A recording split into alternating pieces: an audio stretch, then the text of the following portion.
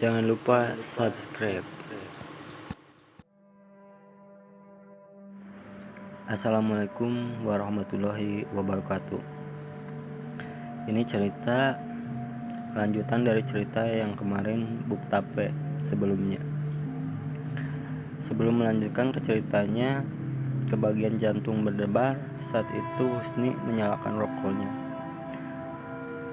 dan menghisap dalam-dalam, lalu mengeluarkan kepulan asap putih dari mulutnya.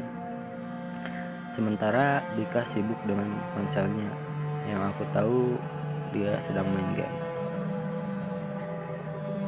Entah kapan waktu pertama kali kemunculan hantu wanita yang katanya kebanyakan orang memakai gaun mini berwarna hijau dengan tas yang ditenteng di tangan kanannya.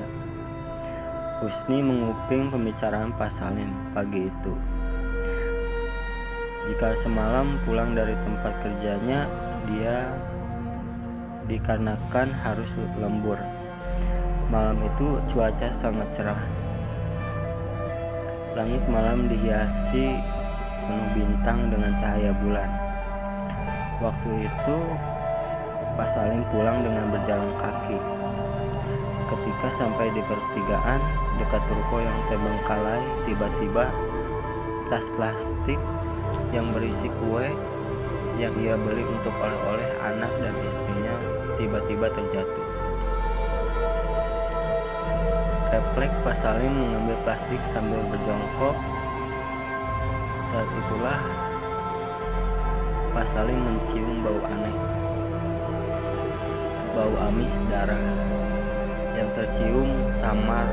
Awalnya Pak Salim berpikir positif, tetapi lama-kelamaan bau itu mulai berubah menjadi bau busuk semacam bangkai. Ketika Pak Salim sudah kembali mengambil tas plastiknya, lelaki tersebut tersentak kaget. Pak Salim melihat seorang wanita tengah malam berdiri seorang diri di bawah tiang besi lampu penerangan jalan. Di area dekat rumahnya itu memang terkenal dengan tempat lokalisasi ilegal dan Pak Salim berpikir mungkin wanita itu salah satu dari wanita yang sedang menjajankan tubuhnya, atau bisa disebut wanita malam. Kemudian Pak Salim melanjutkan langkahnya menuju rumahnya yang hanya berjarak beberapa meter saja. Pak Salim sedikit merasa aneh ketika melewati sosok wanita itu. Wanita itu hanya diam tanpa bergerak dari tempatnya, bahkan wanita tersebut berdiri sambil menunduk. Tidak jelas wajahnya karena tertutup oleh rambut panjang milik wanita tersebut. Baru beberapa langkah ketika sudah melewati wanita itu, tiba-tiba Pak Salim dikejutkan oleh suara serak yang memanggilnya, "Pak, saged nulungi kulo, atau bisa menolong saya?" Deg. Jantung Pak Salim berdetak kencang. Saat itu juga sementara kakinya tidak bisa ia gerakkan. Dengan mulut bergetar sambil membaca doa, Pak Salim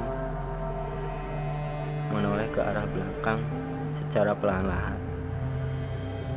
Dan tiba-tiba, "Tolong," jawab Pak Salim sambil terbata, dan saat itu Pak Salim menoleh ke belakang.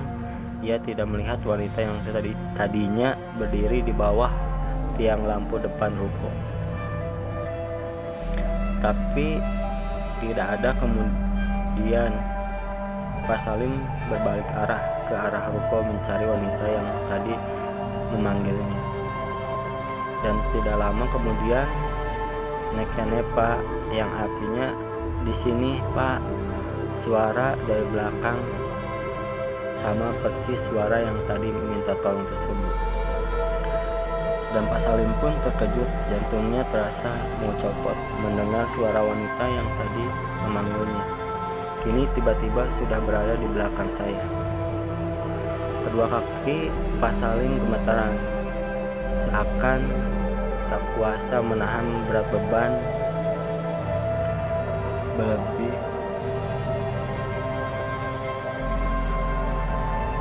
lelaki parubaya bertubuh kurus. Kembali tercium anyir darah. Saat itu Pak Salim mencoba memberanikan diri karena rasa penasaran. Padahal saat itu celananya sudah basah oleh air kencingnya, dan terdengar jeritan wanita bergaun hijau itu begitu nyaring sampai-sampai membuat gendang telinga Pak Salim sakit. Dan yang lebih mengerikannya lagi, dengan jelas Pak Salim melihat wajah pucat dengan mulut menganga yang banyak mengeluarkan darah tengah berteriak padanya. Saat itu juga Pak Salim tidak sadarkan diri, dan keesokan harinya ia melihat dirinya sendiri saat bangun dalam keadaan telanjang di dalam ruko lama yang terbengkalai itu.